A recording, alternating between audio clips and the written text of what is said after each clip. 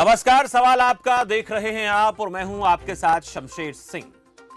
किसानों की आमदन को दोगुना करने के लिए जरूरी है कि उनकी लागत को कम किया जाए, खर्चे को कम किया जाए, बिजली पानी की जरूरतों को पूरा किया जाए।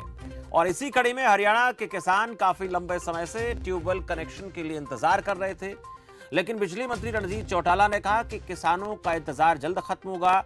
लेकिन इसके साथ ही ऐसे किसानों के सामने एक चुनौती भी खड़ी हो गई है जिन इलाकों में जमीनी पानी का स्तर 30 मीटर से नीचे चला गया है।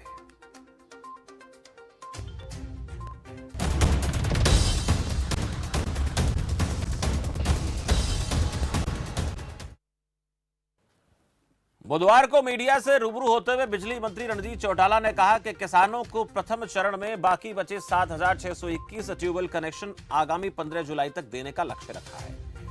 अभी तक 9,401 ट्यूबवेल कनेक्शन दिए जा चुके हैं। जिन किसानों ने ट्यूबवेल कनेक्शन के लिए 1 जनवरी 2019 से पहले आवेदन किया था, उन्हें चरणबद्ध तरीके से कनेक्शन दिए जा रहे हैं। दूसरे चरण में 40,000 आवेदकों को कवर किया जाएगा।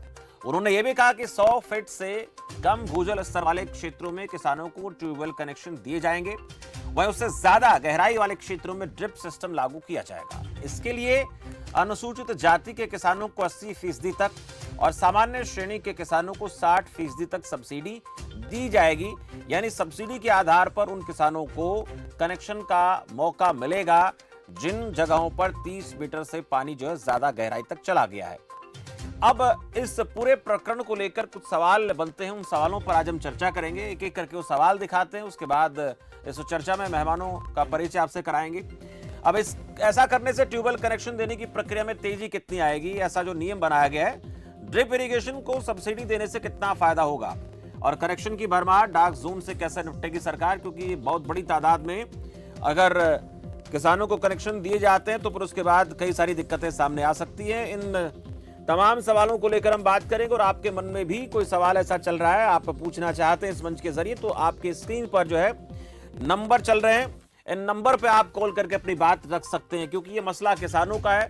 हरियाणा, पंजाब, पश्चिमी उत्तर प्रदेश में किसानों का जिस तरह से प्रदर्शन देखने को मिल रहा है, उसका असर हरियाणा पर भी अच्छा खासा देखा जा सकता है। अब इस राहत से कितनी उम्मीदें जगी हैं और इन उम्मीदों को बल कितना मिलेगा और किसी प्रकार की कोई परेशानी तो सामने नहीं आएगी, ये तमाम बातें चर्चा का विषय हो सकती हैं, इसलिए आज हम चर्चा कर रहे हैं। मेरे साथ गुरजीत सिंह मान है, कृषि विशेषज्ञ, वो जुड़ चुके हैं। मान साहब, बहुत स्वागत है आपका। और भारतीय जनता पार्टी की प्रवक्ता रंजिता मेहता मेरे साथ है। रंजिता जी, आपका भी बहुत बहुत स्वागत है इस खास चर्चा में। मैं पहले गुरजीत मान साहब आप ही के पास आना चाहूंगा कि जो सरकार ने 60%, 80% सब्सिडी की बात कही है, उससे ये ड्रिप इरिगेशन के सिस्टम को बढ़ावा कितना मिलेगा, और जो घोषणाएं हुई हैं बिजली मंत्री की तरफ से कहा गया है किसानों को लाभ पहुंचाने के लिए, उनसे कितना किसानों को फायदा मिलेगा और किसानों को राहत कितनी मिलेगी और उम्मीदों को कितना बल मिलेगा कि हमें कनेक्शन मिल जाएंगे बहुत जल्द।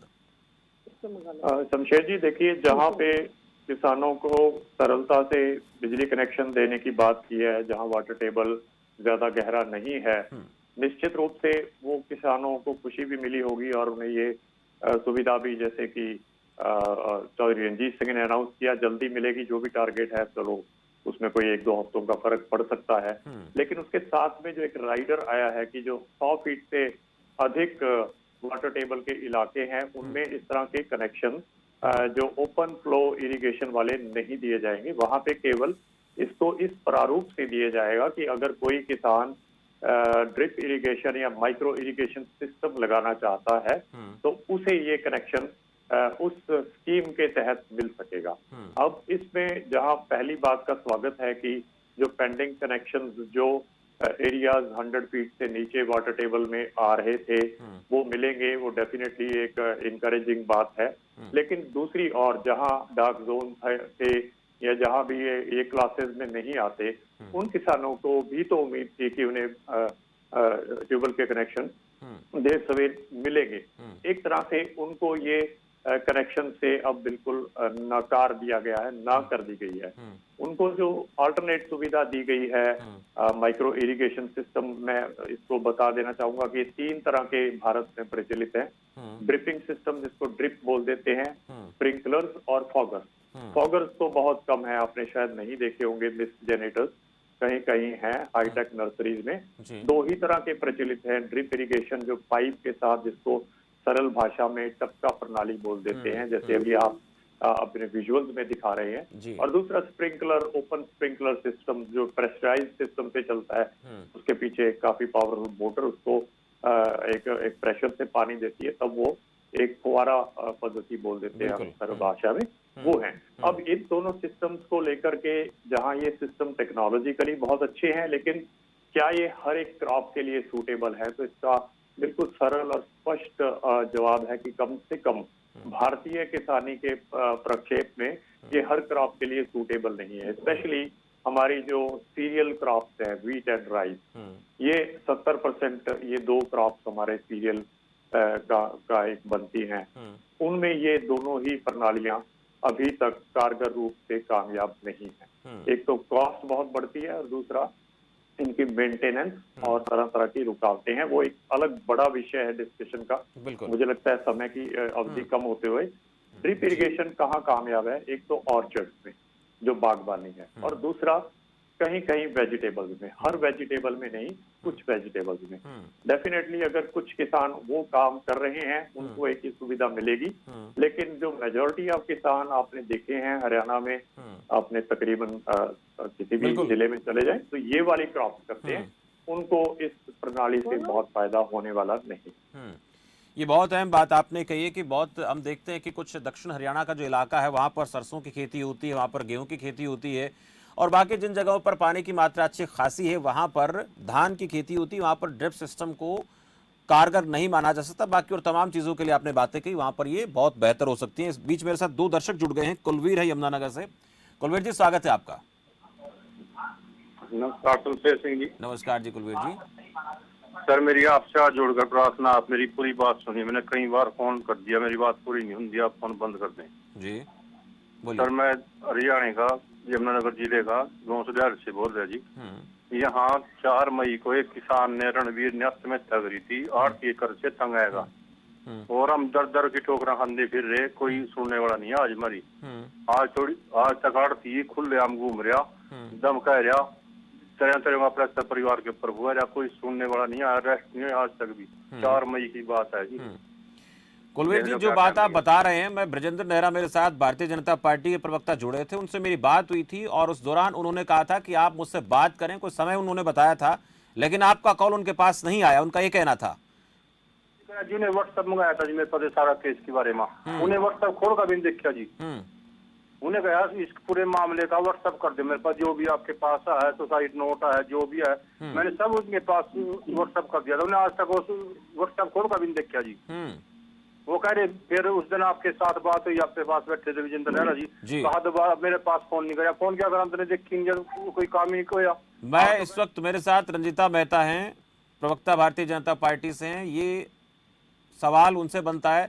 रंजीता जी, आपके पास आ रहा हूं, उससे पहले चलिए पहले इसी के सवाल का जवाब ले लेते हैं। कुलवीर दर्शक हैं यमुनानगर से, किसान की आत्महत्या का मामला बता रहे हैं, और इस पूरे प्रकरण में इनका कहना है कि दर दर ठोकरे खाने के बाद भी समाधान हुआ नहीं है। मैं चाहूंगा कि इस पूरे मसले पर संज्ञान लिया जाए, और जो हेल्प हो सकती है लोगों की वो की जाए। क्या कहेंगे इसको लेकर रंजीता जी? पहले इसी पे बात करेंगे। निश्चित तौर पे शमशेर, अगर ऐसा कुछ घटना हुई है तो गंभीर बात है, और अगर बजिंदर नेहरा जी को इन्होंने अपना पूरा मैसेज किया है, सारी डिटेल भेजी है, अगर उसके बाद भी कार्रवाई नहीं हुई है, तो मैं विशेष तौर पे खुद बजिंदर नेहरा जी से बात करके इसका जल्द से जल्द समाधान करवाने की कोशिश करूंगी।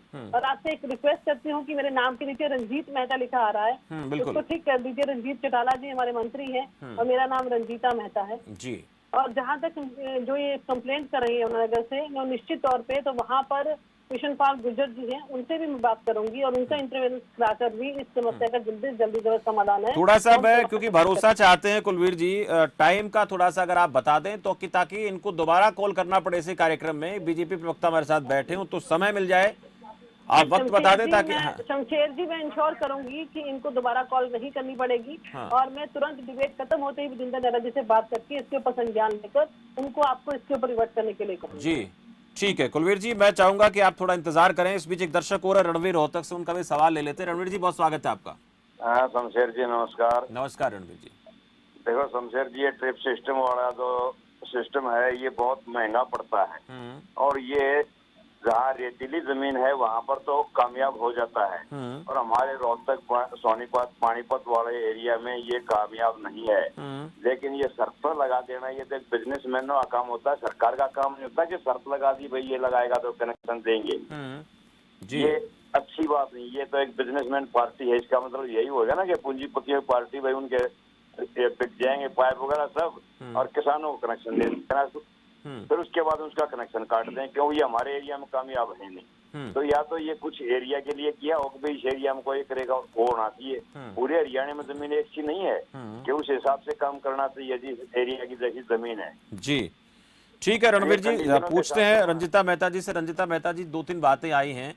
ये तो ठीक है कि किसानों को सब्सिडी दी जा रही है, किसानों पर कॉस्ट कम पड़े, लेकिन उसके साथ साथ हर जगह पर ये जो हमारा ड्रिप सिस्टम है ये कामयाब नहीं है, ऐसी भी बातें आ रही हैं। बहुत सी ऐसी फसलें हैं जिनकी सबसे ज़्यादा पैदावार हम करते हैं हमारे हरियाणा प्रदेश में, चाहे हम धान की बात करें, गेहूं की बात करें, सरसों की बात कर लेते हैं, वहाँ पर ये कामयाब नहीं है। और बहुत से ऐसे इलाके हैं जहाँ पर ऐसी जगहों पर जो पानी का स्तर है वो 100 फीट से ज़्यादा गहरा चला गया है। उन लोगों के लिए क्या है, क्या विकल्प हो सकता है? देखिए शमशेर, निश्चित तौर पे ये गंभीर समस्या है, और इसी के चलते जो डार्क जोन में पूरा हमारा दक्षिण हरियाणा जा रहा था, उसके चलते ही ये इनिशिएटिव दिए गए। और पिछली बार मेरा पानी मेरी विरासत के अंदर पहल करते हुए हमने टारगेट रखा था 1 लाख किसानों का कि वो हमारी बात मानेंगे और उसके बाद वो माइक्रो इरिगेशन करेंगे, जिसके तहत हमने 7,000 पर एकड़ प्रोत्साहन राशि भी रखी। आपको जानकर खुशी होगी कि 96,000 का आंकड़ा हमने पार किया, और हम ये बड़ी कामयाबी मानते हैं। और इस बार जो लक्ष्य है वो 2 लाख किसानों का है कि हम उनको माइक्रो एजुकेशन की तरफ डाइवर्ट करें, क्योंकि न केवल उससे किसानों का फायदा होता है, उनको मन मर्जी के पैसे मिलते हैं। आज बेबी कॉर्न है, आज ब्रोकली है, जो बहुत ही महंगी सब्जियां बाहर एक्सपोर्ट होती हैं। आज जो किसान इसको ऑप्ट करके मक्का को, ब्रोकली को और इन बेबी कॉर्न सब्जियों को उगा रहे हैं, उनको न केवल फायदा हो रहा है बल्कि वो खुशी खुशी अपना जीवन व्यतीत कर रहे हैं कि उन्होंने सिर्फ थोड़े से चेंजेस किए, जिसके चलते उनको ये खुशहाली मिली। और जहां तक कनेक्शन की बात है, पहले फेज के अंदर हमारे पास 17,022 आवेदन आए थे, जिसमें से हमने ऑलरेडी 9400 जो कनेक्शन है वो ऑलरेडी दे दिया, और बाकी जो 7621 है उनकी सारी औपचारिकता पूरी हो चुकी है। और जुलाई तक उन कनेक्शन को अप्रूवल भी मिल जाएगा। और सेकंड फेज के अंदर हमारे पास 40,000 कनेक्शन का आवेदन आया है, उसमें से 39,000 जो है अनुमानित जो राशि है वो लोग जमा करवा चुके हैं, और उनको भी नोटिस भेजा जा चुका है, और निश्चित तौर पे उनको भी हम लेने का काम करेंगे। पर जो कमांड एरिया है, जो कैचमेंट एरिया है, जहां पर नहरी पानी नहीं लगता, हमारी प्रायोरिटी सबसे पहले उन क्षेत्रों में कनेक्शन देने की है, क्योंकि वहां पर नहरी पानी भी नहीं पहुंचता और बारिश के ऊपर डिपेंड रहते हैं वो लोग। तो सबसे पहले उनकी आपूर्ति की जाएगी। बाकी जो जीटी रोड, लेकिन उन्हीं इलाकों में मैं बताऊं रंजिता जी, उन्हीं इलाकों में जब हम देखते हैं तो वहां पर सरसों और गेहूं की पैदावार अच्छी खासी होती है, और उन्हीं इलाकों में जो हम कनेक्शन की बात करेंगे वहीं पर सबसे ज़्यादा पानी गहरा चला गया। रेतीले इलाके में सबसे ज़्यादा दिक्कत है पानी की गहराई की, 100 फीट से ज़्यादा गहरा, 400-500 फीट तक वहाँ पर पानी गहरा चला गया है। उन किसानों को दिक्कत आ सकती है, उनके लिए कोई विकल्प है क्या? देखिए, हम उनको सब्सिडी दे रहे हैं, अच्छी बात है, हम उनको फसलों का विविधीकरण के बारे में बता रहे हैं, अच्छी बात है, लेकिन क्या अब कुछ समय के लिए किसान की हालत को बेहतर करने के लिए उनको कनेक्शन दिए जा सकते हैं क्या? बाद में प्रोत्साहित करते रहें ताकि पानी की लागत भी कम हो और जो हम फसल विविधीकरण की बात करते हैं वो हमारी प्लान भी कामयाब हो जाए। देखिए, निश्चित तौर पे मैंने आपको बताया है, जितने आवेदन आ रहे हैं हम निश्चित तौर पे उनको दे रहे हैं और पूर्ति कर रहे हैं। आज प्रॉब्लम क्या है? आज प्रॉब्लम ये है कि विपक्ष जो है बिना जानकारी के आनंद फानंद में कोई ना कोई प्रेस कॉन्फ्रेंस कर देता है। नहीं, विपक्ष का मैंने कहीं चर्चा नहीं की रंजिता जी, मैंने विपक्ष का कोई नाम नहीं लिया, ना मैंने विपक्ष की बात रखी है। आज मेरे साथ विपक्ष भी नहीं है। नहीं, मैंने विपक्ष ने जो बयान दिए सब पढ़े। सुनिए रंजिता जी, एक मिनट, विपक्ष ने जो बयान दिए मैंने वो भी पढ़ा, लेकिन मुझे उन बयानों में तर्क लगता तो मैं चर्चा करता। मैं तो सिर्फ उनकी बात कर रहा हूं जहां पर हालात ऐसे हैं, उनके लिए क्या तैयारी है? मैं आपको यही तो बताना चाहती हूँ कि जिस तरीके का भ्रम जो है विपक्ष फैलाता है, उसके बाद इस तरीके की जो है इंक्वायरीज आनी शुरू हो जाती है कि हमारा क्या होगा। मैं आपको ये कहना चाहती हूँ, भ्रम की बात नहीं कर रहा। मेरे साथ एक दर्शक जुड़ गए हैं, मेरे साथ एक दर्शक है, उनका मैं सवाल ले लेता हूँ। जगदीश राठी हैं पेहुआ से। एक मिनट रंजिता जी, भ्रम की बात नहीं है, मैं जो हकीकत है, मैं खुद दक्षिण हरियाणा में रहा हूँ, मैंने देखा हालात वहां का, मैं उसकी बात कर रहा हूँ। जगदीश राठी मेरे साथ पेहुआ से। जगदीश जी, स्वागत है आपका। जी जगदीश जी बोलिए। जी सर, हमारे यहाँ पे 152D हाईवे 152D निकला सर हमारे खेतों से। हमारी एक समस्या, दो कनेक्शन है लगभग 50 या ये भी 55 साल पुराने। हमारी जमीन 2 इंच में बट गई, हमारे दोनों कनेक्शन उस हाईवे के बीच में आ गए, हमारे डिस्कनेक्ट कर दिए गए कनेक्शन। लेकिन एक्चुअल पोजीशन यह भी हमारे से बिल आज भी रेगुलर लिया जा रहा है। हमने दोबारा से, हमारे को पैसे मिल चुके हैं उसके, हमने बोर दोबारा कर दिए मंजूरी लेके डीसी साहब से और भूजल डिपार्टमेंट से। लेकिन अब जब हम दोबारा कनेक्शन जुड़वाने के लिए गए, हमारे डायरेक्ट जगदीश राठी जी, आपकी आवाज थोड़ी सी कट के आ रही है, मैं चाहूंगा दोबारा से आप बात करें। ये थोड़ी कनेक्टिविटी की प्रॉब्लम है, पूरी बात समझ नहीं आ रही है। मैं चाहूंगा फिर से आप कॉल करें। लोकेश का कॉल ले लेते हैं, अजमेर से एक दर्शक है। लोकेश जी, स्वागत है आपका। जी सर, नमस्कार। नमस्कार लोकेश जी। जैसा कि हमें पता है कि लॉकडाउन और के बाद, कोरोना के बाद किसानों की आर्थिक स्थिति काफी खराब हो चुकी है। तो मेरा मानना है कि सब्सिडी बिल्कुल मिलनी चाहिए, बिल्कुल लचीली प्रक्रिया से मिलनी चाहिए। इनसे इनकी आर्थिक स्थिति में सुधार होगा, जल उपलब्ध होगा तो ये आत्मनिर्भर बनेंगे। बिल्कुल, किसानों की आमदन को दोगुना करने का लक्ष्य रखा गया, उसको पूरा करने में मदद मिलेगी। शुक्रिया लोकेश जी, बात रखी आपने। मैं गुरजीत मान जी आपसे बात कर रहा था कि जो बातें आज हम कर रहे हैं, विपक्ष का हमने कोई चर्चा ना की, ना हम करना चाहते, क्योंकि आज सरकार अपनी बात रख रही है और कृषि एक्सपर्ट के तौर पर आप बता रहे हैं कि क्या क्या परेशानियां आ सकती हैं। ये दक्षिण हरियाणा के या कुछ ऐसी जगहें भी हैं जो दक्षिण हरियाणा में नहीं, लेकिन पानी की वहां पर किल्लत बहुत ज्यादा है, बहुत गहरा पानी है।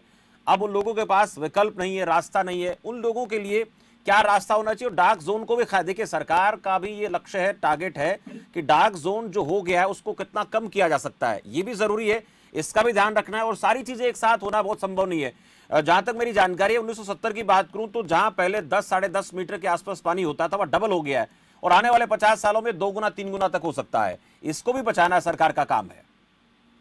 शमशेद जी, मैं यही बात कहना चाहता था कि जैसे क्रॉप डाइवर्सिफिकेशन की बात रंजीता मेहता जी ने की, ब्रोकली का एग्जांपल दिया। देखिए, ये छोटे लेवल पे हो सकते हैं। अगर हजारों लाखों एकड़ में आप रिप्लेस कर देंगे ब्रोकली को, तो उसको खरीदेगा कौन? इन्होंने मक्का की बात की। पिछले साल मक्का बुरी तरह फेल हुआ था। उसका सिंपल रीजन है कि जो अमेरिका में मक्का होता है वो जेनेटिकली मॉडिफाइड मक्का है और वो बहुत कारगर तरीके से हिंदुस्तान में भी हो सकता है। लेकिन पिछली सरकारों ने भी, अब वाली सरकार ने भी उसको सिरे से ये कह करके नकार दिया कि ये बायोटेक्नोलॉजी प्रोडक्ट है। लेकिन बायोटेक्नोलॉजी प्रोडक्ट की हमारी कोविड-19 की वैक्सीन है, जिसे हम पुरजोर लगा रहे हैं, जो सीधा बॉडी में इंजेक्ट हो रही है। लेकिन वही उसके कंपैरिजन में जो जीएम क्रॉप्स बड़े देशों में कामयाब है, सिर्फ यूरोप में उनको प्रोटेस्ट किया जाता है। वो पिछली सरकार ने भी रुकावटें डाली। अब रिसेंटली भी एक ऑप्शन फार्मर के पास होनी चाहिए और क्रॉप डाइवर्सिफिकेशन केवल कहने मात्र से, अखबारों में छापने से नहीं होगा। जब उसके फील्ड ट्रायल्स फेल हो रहे हैं, लेकिन सरकार ने जो 1 लाख एकड़ का टारगेट रखा था, वहां तक वो कामयाबी तक पहुंची। अब 2 लाख का टारगेट है, तो क्या ये जो प्रोत्साहन राशि किसान को दी जा रही है, इससे कुछ फर्क पड़ रहा है? कुछ किसानों को इससे फायदा मिल रहा है और इस पहल को और बेहतर किया जाना चाहिए क्या? डेफिनेटली कोई भी प्रोजेक्ट 100% फेल या 100% कामयाब नहीं होता। कुछ पार्शियल सक्सेसेस भी उसमें मिली है। लेकिन मैं आगे बात इस तरफ ले जाना चाहता हूं कि जैसे आपने जिक्र किया कि जो डार्क जोन है वो क्या सदा डार्क जोन ही रहेंगे, या उनको कभी पानी की सुविधा नहीं मिलेगी? या उसके साथ तो देखिए, भविष्य में और भी डार्क जोन ऐड होने वाले हैं, सब्ट्रैक्ट होने वाले हैं। ये जो ड्रिप इरिगेशन वगैरह, ये टेम्परेरी मेजर्स है। मैं थोड़ी बात पीछे ले जाना चाहूंगा। जब प्रधानमंत्री अटल बिहारी वाजपेयी हुआ करते थे, तो उन्होंने एक नेशनल ग्रिड ऑफ रिवर्स की बनाने की बात की थी। क्योंकि आज भी आप देखें तो हमारा जो महाराष्ट्र में मुंबई है वो डूब रहा है, और नॉर्थ इंडिया में इतनी भीषण गर्मी पड़ रही है और पानी की शॉर्टेज चल रही है।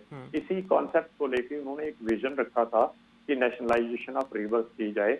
उस टाइम नीति आयोग का इक्विवेलेंट प्लानिंग कमीशन था शायद, ये एक बात कही गई थी कि इतना खर्चे वाला काम भारत करने की स्थिति में नहीं है। लेकिन आज आप नेशनल हाईवेज का नेटवर्क देखते हैं तो हम ऐसा खर्चा भी कर सकते हैं। लेकिन प्रॉब्लम ये आ गई है कि एनजीटी रुकावट बनता है, एनवायरमेंटल लॉज जो नए हैं वो रुकावट बनते हैं, EIA जो आपको लेनी पड़ती है, एनवायरमेंट इम्पैक्ट असेसमेंट, वो रुकावट बनते हैं। वो उसके बाद भी जैसे डैम्स आज के दिन नहीं बन सकते। आप एक बात रंजीता जी भी ध्यान से सुने कि ये जो ग्राउंड वाटर है, इसको हम बोलते हैं एक्वीफायर्स में रहता है, नीचे तालाब जैसी चीजें होती हैं, कंफाइंड एंड नॉन कंफाइंड एक्वीफायर। वो तो कोई आपकी बॉर्डर्स नहीं देखता कि ये एक्वीफायर राजस्थान की तरफ से भी चला गया या पंजाब में भी चला गया। अगर आप एक जिले को या एक रीजन को डार्क जोन घोषित करते हैं और दूसरे जिले में या दूसरे रीजन में पानी निकल रहा है, तो वो नीचे से क्या केवल उसी रीजन के एक्वीफायर में निकल रहा है, ऐसा नहीं है। ज्योग्राफी कम से कम ये बात नहीं मानती, क्योंकि पानी तो नीचे से सेम एक लंबे चौड़े तालाब के रूप में है। तो ये जो टेम्परेरी थ्योरेटिकल जो इसके लिए किए जा रहे हैं, ये अच्छे लॉन्ग टर्म इनको लॉन्ग टर्म फायदों में किसानों के लिए कंप्लीट करने से पहले ये चाहूंगा कि वाटर जो रिचार्ज सिस्टम्स हैं आपके आसपास गुड़गांव में, शहर में फेल हैं, गांवों में लगे ही नहीं, जहां भी हैं वो चल नहीं रहे। वही तो एक तरीका था कि पानी जो फालतू है ड्यूरिंग मानसून की, उसको हम नीचे डाल के एक्वीफायर्स को रिचार्ज कर सकें। आप खुद क्योंकि जर्नलिस्ट हैं, रंजीता जी भी फील्ड में रहती हैं, अपने आसपास देखकर बताएं कितने रिचार्ज सिस्टम चल रहे हैं। और एक बात मैं सबसे महत्वपूर्ण जोड़ना चाहूंगा, ये पॉलिटिकल बात नहीं है रंजीता जी, मैं पॉलिटिकल बात करता ही नहीं, सिर्फ एक आपको साइंस की बात कर रहा हूँ कि जहाँ किसानों पे प्रतिबंध है, अर्बन ट्यूबवेल्स जो हैं, जो शहरों में लगते हैं, गुड़गांव में देखिए कितने ट्यूबवेल हैं और कितना भूजल का दोहन करते हैं, उनका कभी किसी चर्चा में, किसी मीडिया में बात भी नहीं की जाती। ये भी तो बाहर नीचे से दोहन कर रहे हैं। और शमशेर जी, आप क्योंकि ग्रामीण पृष्ठभूमि से आते हैं, जब मानसून आ जाती है तो हम लोग ट्यूबवेल नहीं चलाते, हमें क्या करना होता है उसका, जो नहरी पानी है, बारिश है। लेकिन जो अर्बन ट्यूबवेल्स हैं ये 24 घंटे चलते हैं, 24/7, 12 मंथ, सभी साल के लिए। उस पर भी सरकार को उस पर बहुत ज्यादा नजर रखने की जरूरत है। ये आपने बहुत अहम मसला जो है रखा है। मेरे साथ दर्शक जगदीश राठी, उनकी एक बार बात सुन लेते हैं, क्या कहना चाहते हैं। जगदीश जी बोलिए। जी सर, नमस्कार जी। नमस्कार जगदीश जी, कहिए। शमशेर जी, मेरी एक आपसे विनती है, बिजली मंत्री जी से, माननीय मंत्री जी से भी एक रिक्वेस्ट है। हमारी जमीन 152 बी हाईवे निकला हमारा पेवा से नारनौल जी, हमारी जमीन उसके बीच में आ गई। जो हमारे 2 बोर आज से 60 साल पहले चले हुए थे हमारे दादाजी के टाइम से, वो कनेक्शन को डिस्कनेक्ट करना पड़ा क्योंकि रोड निकल गई। हमारे को उसके पैसे मिले, हमने दोबारा से मंजूरी लेके डीसी साहब से, भूजल विभाग से बोर करा दिए, सारे पूरे अब चालू हालत में है। लेकिन जब हम बिजली महकमे में दोबारा से कनेक्शन जुड़वाने के लिए गए, हमारे कनेक्शन नहीं जुड़े जा रहे हैं। हमारे को बोला जा रहा है कि यहाँ डार्क जोन है, जबकि सेंट्रल गवर्नमेंट ने डार्क जोन खत्म कर दिया। और हमारे को भूजल और डीसी साहब ने, हमारे कुरुक्षेत्र ने, उन्होंने मंजूरी भी दे दी। एसपीओ साहब ने फाइल बना के एक्शन साहब पे भेज दी, एक्शन साहब ने एसपी साहब को।